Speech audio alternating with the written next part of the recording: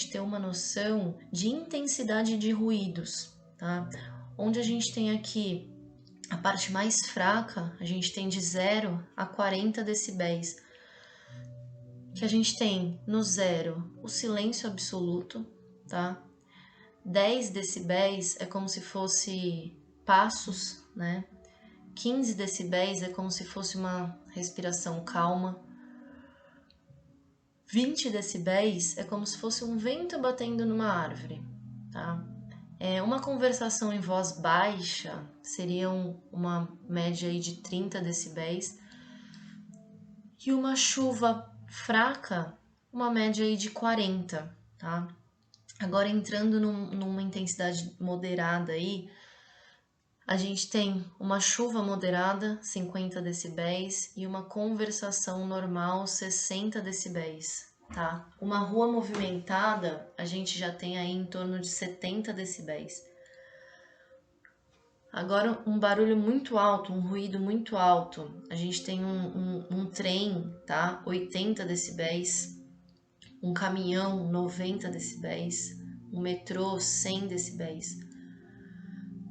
Agora, ruídos que chegam a ser perigosos, né? A gente tem aí um avião, 120 decibéis, um trovão, 130 decibéis,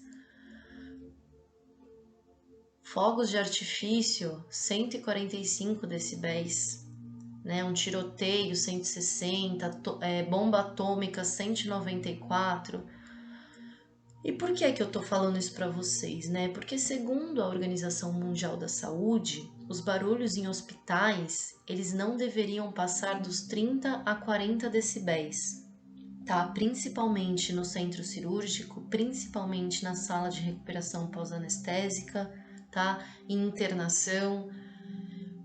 Então, os ambientes hospitalares, eles deveriam ter ruídos na intensidade de, por exemplo, uma conversa sussurrada.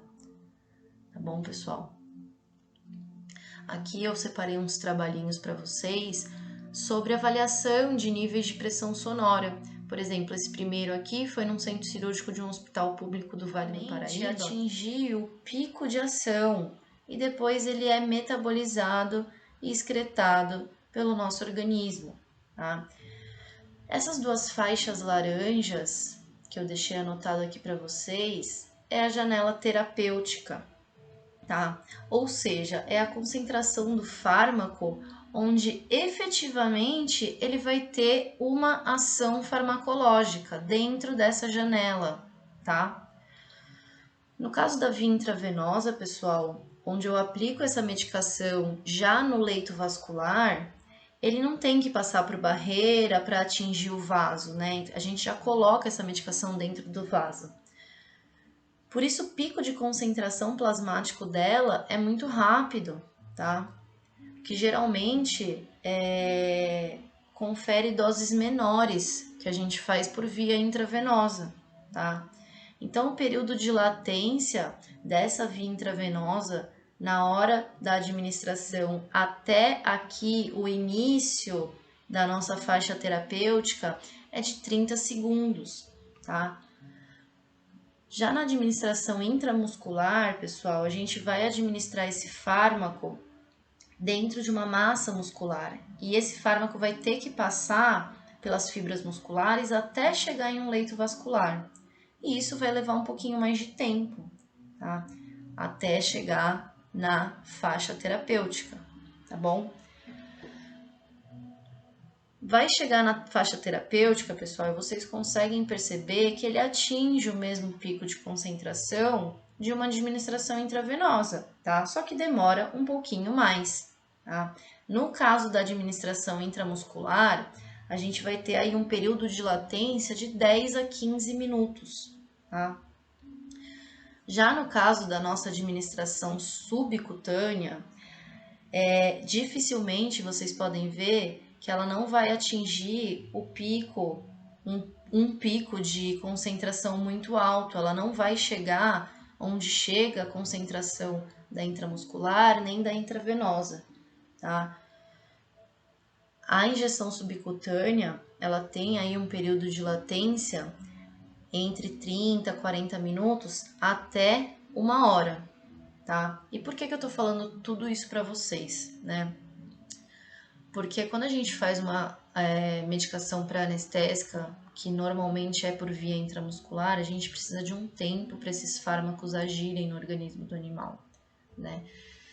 Então não adianta eu fazer uma injeção intramuscular e depois de 1 minuto já pegar o meu paciente, já começar a fazer uma tricotomia, né? Virar o meu paciente para cima e para baixo, né? Estressar, porque esse fármaco que eu apliquei não está fazendo efeito ainda.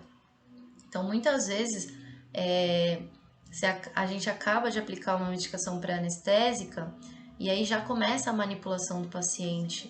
Às vezes até paciente, né, no final das aulas é importante a gente pensar como se fosse nós, né, ou como se fosse um membro da nossa família, né? Então tá aqui minha pergunta para vocês: em qual desses ambientes você gostaria que um membro da sua família fosse anestesiado? Então eu simulei aqui 1 hora e meia do início do procedimento, tá? E o que acontece com 1 hora e meia antes do início do procedimento? É o momento que o anestesista vai chegar e vai preparar o centro cirúrgico, tá? É o ideal o anestesista chegar aí entre 1 hora e meia adiantado, tá bom? 1 hora antes do início do procedimento é o momento aí que o cirurgião vai chegar e ele vai preparar o centro cirúrgico para ele, tá?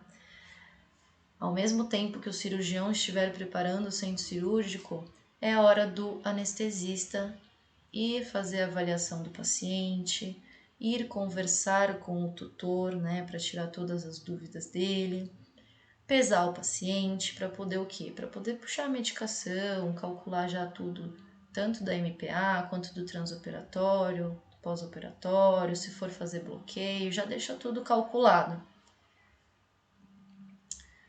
Meia hora antes do início do procedimento é a hora do cirurgião. Ele vai lá, ele vai reavaliar o paciente, ele vai fazer sua paramentação, antisepsia, vai arrumar a mesa com os instrumentais. Enquanto isso, o anestesista ele vai lá fazer sua medicação pré-anestésica.